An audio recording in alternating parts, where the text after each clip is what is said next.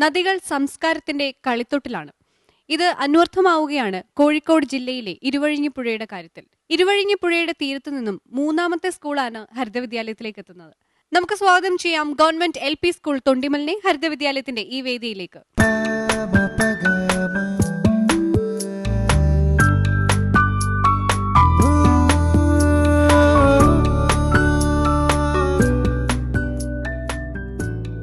Government LP school തൊണ്ടിമലിന്റെ ആമുഖ ദൃശ്യങ്ങളിലേക്ക്.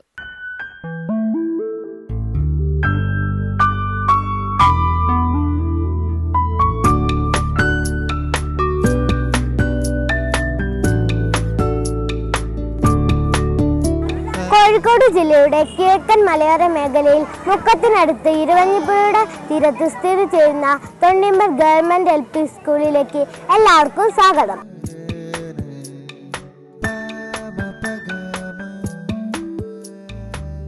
മാം, നിങ്ങൾ തിരഞ്ഞെടുത്തിരിക്കുന്ന മികവിന്റെ മാതൃകകൾ ഏതൊക്കെയാണ്?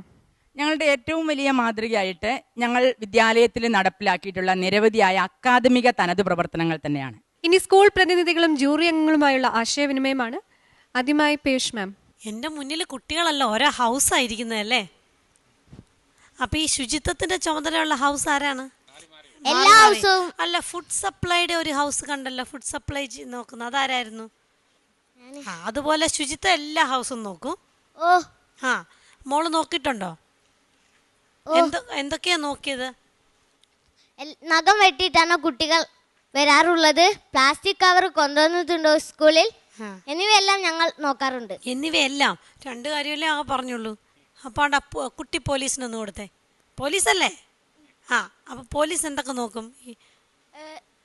കുട്ടികള് സ്കൂൾ വിടുമ്പോൾ ലൈനായിട്ടാണോ പോകുന്നതെന്ന് നോക്കും. പിന്നെ കുട്ടികൾ ആരെങ്കിലും പ്ലാസ്റ്റിക് കവറുകൾ കൊണ്ടുവന്നിട്ടുണ്ടെങ്കിൽ അവരെ കണ്ടെത്തിയിട്ട് തിരിച്ചു വീട്ടിൽ കൊണ്ടുപോകാനും പറയും. പിന്നെ കുട്ടികൾക്ക് കളിസാധനങ്ങൾ ലഭിക്കുന്നുണ്ടോ നോക്കും. പിന്നെ വേറെ എന്താ, ഈ ആഹാരം കഴിക്കുമ്പോഴത്തേക്കും എല്ലാവരും വൃത്തിയായിട്ടാണോ കഴിക്കുന്നത്? ഇരിക്കുന്ന സ്ഥലം വൃത്തിയായിട്ട് കഴിക്കുന്നത് നന്നായിട്ടാണോ? അതൊക്കെ ആരാ നോക്കുന്നത്? അത് ഹെൽത്ത് വർക്ക്. ആ, ഹെൽത്ത് വർക്കർ ആരാണ് ഇവിടെ? ഹെൽത്ത് വർക്കർ എന്തൊക്കെയാ ചെയ്യുന്നത് പറഞ്ഞേ? എല്ലാ ക്ലാസ്സുകളിലും കയറിയിട്ട് കുട്ടികൾ നഖം വെട്ടിയിട്ടുണ്ടോ നോക്കി. നഖം വെട്ടി കഴിഞ്ഞു. കുളിച്ചിട്ടുണ്ടോ, പല്ല് തേച്ചിട്ടുണ്ടോ എന്നൊക്കെ നോക്കും. ആ, പല്ല് തേച്ചിട്ടുണ്ടോ എങ്ങനെയാ നോക്കുന്നത്? അത് കുട്ടികളോട് ചോദിച്ചറിയും. ആ, അത് ശരി. അപ്പൊ പല്ല് തേച്ചിട്ടില്ലേലും തേച്ചു എന്ന് പറഞ്ഞാൽ പിന്നെ പ്രശ്നമില്ല അല്ലേ? പിന്നെ കുട്ടികൾ ഭക്ഷണത്തിന് മുമ്പും പിമ്പും സോപ്പിട്ട് കൈ കഴുകാറുണ്ടോ എന്ന് നോക്കും. അപ്പൊ വീട്ടിൽ പോയാലോ? വീട്ടിൽ കൈ കഴുകുന്ന അമ്മ കൈ കഴുകിയിട്ടാണോ ആഹാരം പാചകം ചെയ്യുന്നത്? ഉറപ്പാണോ? ഇപ്രാവശ്യം പോയി നോക്കുവോ? പച്ചക്കറി അരിയുന്നതിന് മുമ്പ് പച്ചക്കറി കഴുകുവോ? പച്ചക്കറി അരിയുന്നതിന് മുമ്പ് വീട്ടിൽ പച്ചക്കറി കഴുകാറുണ്ടോ? ഉറപ്പാണോ? നോക്കിയിട്ടില്ല. സ്കൂളിൽ നഖം വെട്ടിയ പോലെ അത് നോക്കിയിട്ടില്ല. വീട്ടില് നോക്കിയിട്ടുണ്ടോ? ഞാൻ കാണുന്നുണ്ട് ചിലപ്പോഴൊക്കെ കഴുകുന്ന കാണാറുണ്ടോ? ആ, പക്ഷെ അങ്ങനെയല്ല, എല്ലാ ദിവസവും കഴുകിയിട്ട് വേണം പച്ചക്കറി. സ്കൂളിൽ ചെയ്യുന്ന പോലത്തെ കാര്യങ്ങളൊക്കെ വീട്ടിലൂടെ ചെയ്യണ്ടേ? അപ്പോൾ ഈ പോഷകാഹാരം ഫുഡ് സപ്ലൈയുടെ ആളാരാണ്? ആ, ഫുഡ് സപ്ലൈ. മോളേത് സ്കൂളാണ്? മോളേത് ഹൗസാണ്? ഞാൻ ഗ്രീന്. അല്ല, ഈ മുന്നിലിരിക്കുന്ന മോള് ബ്ലൂ. നിങ്ങളെന്താ ചെയ്യുന്നത്? ഞാൻ ലൈബ്രറിയനാ. ഓ, ലൈബ്രറിയനാണല്ലേ. ആ, അപ്പം ആ ഫുഡ് സപ്ലൈയുടെ ആർക്ക് തന്നെ മൈക്ക് തിരിച്ചു കൊടുത്തേ നോക്കട്ടെ. ഫുഡ് സപ്ലൈക്കാർ എന്തൊക്കെയാണ്? ആ, ഫുഡ് സപ്ലൈ ചെയ്യുന്ന ഒരു പോഷക ഗുണമുള്ള ആഹാരമാണെന്ന് നോക്കാറുണ്ടോ? അപ്പം രാവിലെ എന്താ ഉണ്ടാക്കിക്കൊണ്ട് 3 അമ്മമാർ നിന്ന് ഒരു ഇങ്ങനെ പ്രസ് ചെയ്ത് ഇലക്കകത്ത് വെച്ച് അതെന്തായിരുന്നു അത്? പ്രഭാത ഭക്ഷണം. ഓയ്യോ, പ്രഭാത ഭക്ഷണം ഒക്കെ പറഞ്ഞെ പേടിപ്പിക്കാതെ. അതിന് പറയുന്ന പേര് പറ. ഞങ്ങളുടെ നാട്ടിൽ തന്നെ അടയെന്നാ പറയുന്നത്. നിങ്ങളെന്താ പറയുന്നതിന്? ഞങ്ങൾ കൊറേ ഉണ്ടാക്കാറുണ്ട്. കഴിച്ച സാധനത്തിന്റെ പേര് എന്നോട് പറ. അട, പുട്ട്, കോക്കനട്ട് റോൾ. കോക്കനട്ട് എന്താണ്? കൊഴുക്കട്ടയാണോ ഉദ്ദേശിച്ചത്? കൊഴുക്കട്ടയുണ്ട്. ആ, പിന്നെ അത്ര നിങ്ങൾക്ക് തരാം. അതുകൊണ്ടല്ലേ. അപ്പൊ രാവിലെ ഇതിനകത്തൊക്കെ പോഷക ഗുണങ്ങൾ എന്തൊക്കെയാണെന്നറിയാമോ? ഇതിലേക്ക് ഉച്ചക്ക് എന്താണ്? പപ്പടം പോഷക ഗുണമുള്ള ഒരു സാധനമാണോ? ആലോചിച്ചിട്ടുണ്ടോ? നിങ്ങളിൽ ആരോ ഒരാൾ പറഞ്ഞ വിഭവസമർത്ഥമായി ഞങ്ങളുടെ സ്കൂളിൽ എന്നാണ് പറഞ്ഞത്. വിഭവസമർത്ഥമായ ഇതിൽ പോഷകസമൃദ്ധി ഉണ്ടോ എന്ന് നോക്കണം. ടീച്ചറിനോട് ചോദിക്കണം. പപ്പടം എന്തുകൊണ്ടാണ് ഉണ്ടാക്കുന്നതെന്നറിയോ? എന്തുകൊണ്ടാ? എണ്ണ. അത് പപ്പടം പൊള്ളിക്കുന്നതാണ്. അപ്പം പൂരി എന്തുകൊണ്ടാണ് ഉണ്ടാക്കുന്നത്? അതും എണ്ണ കൊണ്ടാണോ ഉണ്ടാക്കുന്നത്? അപ്പോൾ നിങ്ങളിങ്ങനെ വലിയ ഹൗസും ബാഡ്ജും ഒക്കെ ആയിട്ട് ഞാൻ പേടിച്ചു പോയി. തിരിച്ചു പോയിട്ട് ചോദിക്കണം കേട്ടോ. പപ്പടം എണ്ണ കൊണ്ടുണ്ടോ ഉണ്ടാക്കുന്നത്? വേറൊരു സാധനം കൊണ്ടാണ് പപ്പടം ഉണ്ടാക്കുന്നത്. നിങ്ങൾ ഫീൽഡ് ട്രിപ്പ് നടത്തിയപ്പം പപ്പടം ഉണ്ടാക്കുന്ന അടുത്ത് പോയി നോക്ക്. പപ്പടം എങ്ങനെയാണ് ഉണ്ടാക്കുന്നതെന്ന് പോയി നോക്കുമോ? പപ്പടം എങ്ങനെ ഉണ്ടാക്കുന്നത് നോക്കിയാൽ മനസ്സിലാവും പോഷക ഗുണമുള്ള സാധനമാണോ പപ്പടമെന്ന്.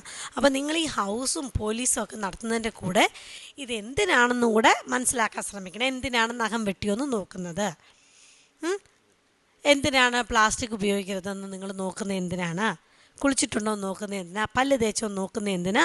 അതൊക്കെ ഒരു കാരണം ഉണ്ടായിട്ടല്ലേ ടീച്ചർമാരോട് നിങ്ങളോട് ഇങ്ങനെ ചെയ്യാൻ പറഞ്ഞത് ഇല്ലേ?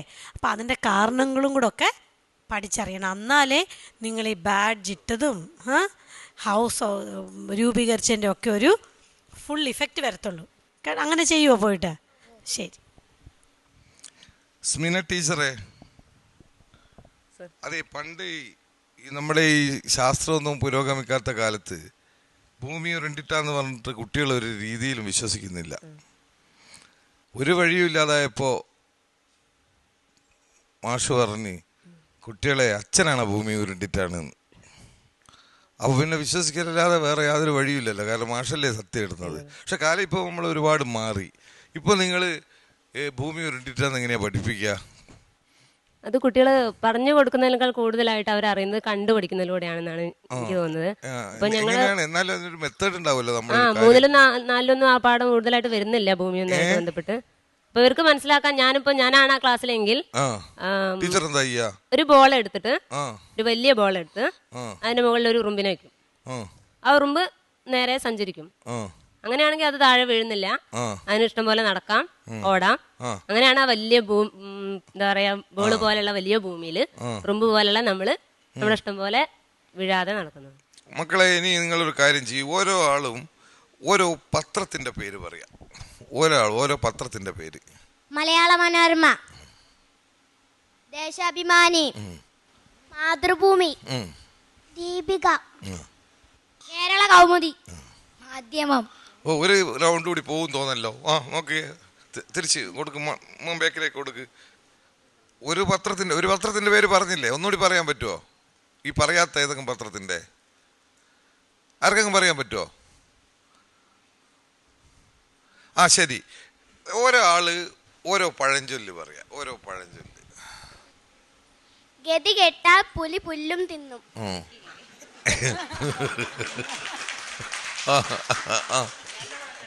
നല്ല പഴഞ്ചൊല്ലാണ്. വേനൽക്കൊരു മഴ. അത് പഴഞ്ചൊല്ലായിട്ട് തൽക്കാലം നമ്മൾ അങ്ങ് അംഗീകരിക്കുക. അങ്ങാടിയിൽ തോറ്റതിന് അമ്മയോട്. Good good good. മകരത്തിൽ മഴ പെയ്താൽ മലയാളം മൂടി. എന്താണ്? മകരത്തിൽ മഴ പെയ്താൽ മലയാളം. മകരത്തിൽ മഴ പെയ്താൽ മലയാളം മുടിയും ഇല്ലേ? ശരി. പല തുള്ളി പെരുവെള്ളം. Good good. സമൂഹ കൂട്ടായ്മ ഏറ്റവും അധികം ഉള്ള സ്കൂളുകളിൽ ഒന്ന് തന്നെയാണ് നിങ്ങളുടെ. അതൊരു സംശയവുമില്ല. കാരണം അമ്മമാരുടെയൊക്കെ വളരെ സജീവമായ പങ്കാളിത്തമാണ് നിങ്ങളുടെ എല്ലാ പ്രവർത്തനങ്ങളിലും ഉള്ളത്. ഇതിലെന്താണ് ഈ മുത്തശ്ശൻ മുത്തശ്ശി പേരക്കുട്ടി സംഗമം? അത് വളരെ വിചിത്രമായിട്ട് തോന്നി. എന്തായിരുന്നു അത്? അത് ഞങ്ങൾ എല്ലാ വർഷവും ഞങ്ങളുടെ വിദ്യാലയത്തിൽ നടത്തുന്നതാണ്. നമ്മുടെ ഒക്ടോബർ 1 വയോജന ദിനത്തിനോടനുബന്ധിച്ച് മറ്റ് പല സന്ദർഭങ്ങളിലും നമുക്ക് അമ്മമാരെയും അച്ഛന്മാരെയും കുട്ടികളെയൊക്കെ വിദ്യാലയത്തിലേക്ക് വരുത്താനൊരു അവസരമുണ്ട്. പക്ഷെ നമ്മുടെ ഈ മുത്തശ്ശിമാരെയും നമുക്ക് വരുത്താൻ ആ ഒരു ദിവസമേ ഉള്ളൂ. അപ്പം നമ്മളുടെ അതുകൊണ്ട് എന്ത് തരം എഡ്യൂക്കേഷനാണ് ഇവർക്ക് കൊടുക്കാൻ ടീച്ചർ ലക്ഷ്യമിടുന്നത്? തീർച്ചയായിട്ടും നമ്മുടെ ഇന്ന് പേരക്കുട്ടികളും മുത്തശ്ശന്മാരും ഒക്കെയുള്ള ഒരു അകൽച്ച കൂടി വരുന്ന ഈ കാലഘട്ടത്തിൽ അവരെ വിദ്യാലയത്തിലെത്തി വരുത്തി പേരക്കുട്ടികളുമായിട്ട് ഒരു ദിവസം ഇടപഴകാനുള്ള അവസരം, അവർ പലവിധത്തിലുള്ള കളികളായിട്ടും പിന്നെ അവർക്കുള്ള ഭക്ഷണവും ഒക്കെ ആയിട്ട്. അങ്ങനെ ഇപ്പോൾ എത്ര വർഷമായി ഇത് തുടങ്ങിയിട്ട്? ഇതിപ്പോൾ ഞാൻ ഈ വിദ്യാലയത്തിൽ ഈ വർഷമാണ് നടപ്പാക്കിയത്. കഴിഞ്ഞ വർഷം ഞാൻ വേറെ വിദ്യാലയത്തിലായിരുന്നു, അവിടെ നടപ്പാക്കിയിരുന്നു. എന്തെങ്കിലും ഗുണപരമായ വ്യത്യാസം ഉണ്ടാക്കിയിട്ടുണ്ടെന്ന് തോന്നിയിട്ടുണ്ടോ? തീർച്ചയായിട്ടും. ഒന്നാമത്തെ കാര്യം എന്ന് പറഞ്ഞാൽ അവരാ ഒരു ദിവസം മാനസികമായി വളരെയധികം ആനന്ദിക്കുന്നു. അതിൽ പങ്കെടുത്തിട്ട് തിരിച്ചു പോകുമ്പം അവർ നമ്മളോട് കാണിക്കുന്ന ആ സന്തോഷ പ്രകടനം തന്നെ നമുക്ക് മനസ്സ് നിറയുന്ന തരത്തിലുള്ളതാണ്. ഇവിടെ ഒരുപാട് പ്രവർത്തനങ്ങൾ നടക്കുന്നുണ്ട് കേട്ടോ. ഇതിനൊക്കെയുള്ള പണമൊക്കെ ഇവിടെ നിന്നാണ് ഉണ്ടാക്കുന്നത്. PTA പിരിവ് എത്രയുണ്ട് ജയപ്രസാദ് മാഷ്? സ്കൂളിൻ്റെ പുറത്ത് സാമ്പത്തികമായ ഫണ്ട് സ്വരൂപിക്കുന്നതിന് അല്ല, പേരൻസിൻ്റെ ഒക്കെ എത്ര വെച്ച് പിരിക്കുന്നുണ്ട് ഒരു വർഷം? പേരൻസിനോട് അങ്ങനെ പ്രത്യേകം പിന്നെ സ്കൂളിൽ ചേർത്തുന്ന സമയത്തൊന്നും വാങ്ങുന്നില്ല. ഇല്ല, ഞങ്ങൾ സ്കൂൾ തുറക്കുന്നതിന് മുമ്പ് തന്നെ സ്കൂളിൻ്റെ പൂർവ്വ വിദ്യാർത്ഥികളെയൊക്കെ ചേർത്തിക്കൊണ്ട് കഴിഞ്ഞ കുറേ വർഷമായിട്ട് ഒരു ആലോചനാ യോഗം എന്നുള്ള നിലയ്ക്ക് ചേർന്ന് കുറച്ച് പണം കണ്ടെത്താറുണ്ട്. അതുപയോഗിച്ച് പിന്നെ ആണ് സ്കൂളിൻ്റെ പ്രവർത്തനങ്ങൾ കാര്യമായി നടക്കുന്നത്. പിന്നെ അവിടെ ഒരു റബ്ബർ കമ്പനിയുണ്ട്, അതിനോട് ചേർന്നുള്ള ഒരു വലിയ തോതിലുള്ള സാമ്പത്തിക സഹായം കമ്പനിയിൽ നിന്ന് അവർ സംഭാവന നൽകും. പിന്നെ ജനങ്ങളിൽ നിന്ന് യുവജന പ്രസ്ഥാനങ്ങളൊക്കെ തന്നെ കാര്യമായ സാമ്പത്തിക സഹായവും സ്കൂളിന് വേണ്ട. എങ്ങനെയാണത് പിരിക്കുന്നത്? അതിൻ്റെ ഒരു രീതി എങ്ങനെയാണ്? അവർ ജനങ്ങളിൽ നിന്ന് തന്നെ ഈ തൊണ്ടിമുല്ല ഗവൺമെൻറ് LP സ്കൂളിനെ സഹായിക്കുക എന്നുള്ള രൂപത്തിലുള്ള അല്ല, എങ്ങനെയാണ് അതെങ്ങനെ അധ്യാപകരും അത് രക്ഷകർത്താക്കളും ഒക്കെ രസീത് പുസ്തകമായിട്ട് പോയി പിരിക്കുകയാണോ? അല്ല, അത് അവിടുത്തെ സന്നദ്ധ സംഘടനകളൊക്കെ തന്നെ ഈ സ്കൂളിൻ്റെ നേരത്തെ ഉണ്ടായിരുന്ന അവസ്ഥ പറഞ്ഞല്ലോ, അതിൽ നിന്ന് മാറ്റം ഉണ്ടാക്കുക എന്നുള്ള രൂപത്തിലുള്ള ഒരു കൂട്ടായ്മ അവിടെ ഉണ്ട്. ആ കൂട്ടായ്മയുടെ പേരിൽ തന്നെ സാമ്പത്തികമായി നല്ല രൂപത്തിൽ തന്നെ ഒരു പിന്നെ ആവശ്യമുള്ള സന്തോഷപൂർവ്വം തരും അല്ലേ? അതിനുവേണ്ടി എന്തെങ്കിലും ഒരു പരിപാടി സംഘടിപ്പിക്കുമോ? കുട്ടികളുടെ കലാപ്രകടനമോ സിനിമാ പ്രദർശനമോ അങ്ങനെ എന്തെങ്കിലും ഉണ്ടോ? അങ്ങനെയില്ല, അതൊന്നുമില്ല. അല്ലാതെ തന്നെ തരുന്നുണ്ട്. വല്ല സ്കൂൾ നടത്തുന്ന കലാമേളകളും പരിപാടികൾക്കൊക്കെ തന്നെ ഇവർ അതിൻ്റെയൊക്കെ അവരെയൊക്കെ ക്ഷണിക്കും അല്ലേ? എന്നിട്ടും ഇങ്ങനെ ഡെമോക്രസീസിൻ്റെ വാളിങ്ങനെ തലയ്ക്ക് മുകളിലുണ്ട് അല്ലേ? കുട്ടികളുടെ എണ്ണം കുറഞ്ഞു വരികയാണ് അല്ലേ? Admission strength. അത് ഞങ്ങളുടെ പ്രാദേശികമായിട്ട് ഒരു ഒറ്റപ്പെട്ട പ്രദേശം എന്ന് പറഞ്ഞാൽ ഞങ്ങളുടെ ഒരു റബ്ബർ എസ്റ്റേറ്റിന്റെ ഒരു ഫീഡിംഗ് ഏരിയ ആണ്. അപ്പൊ അവിടെ കുറച്ച് കുട്ടികളുടെ എണ്ണം പൊതുവെ കുറവാണ്.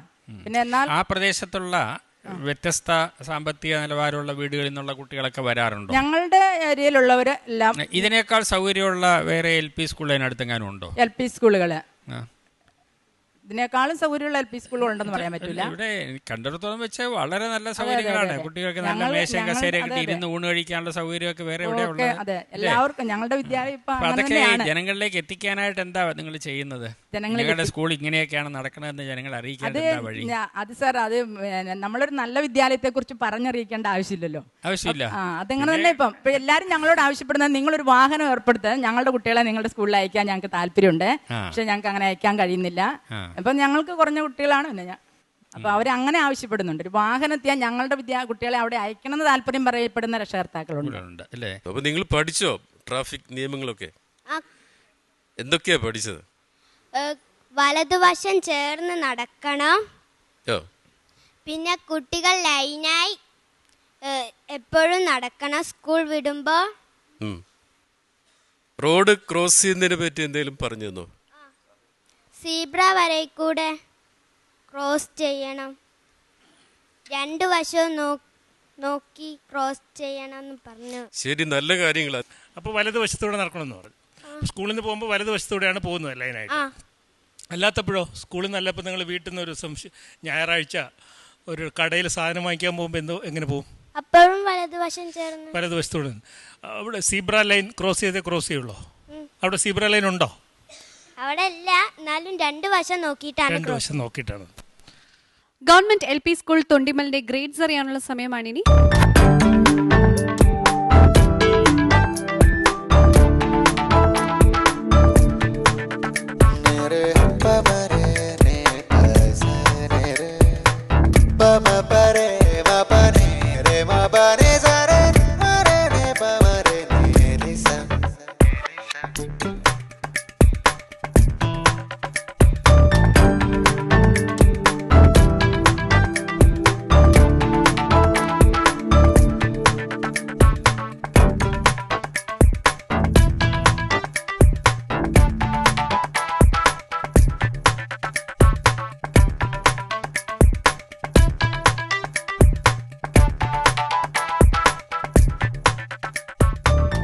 ഗവൺമെന്റ് LP സ്കൂൾ തൊണ്ടിമലിന് ജഡ്ജസ് നൽകിയിരിക്കുന്ന സ്കോർ 88.8 out of 100.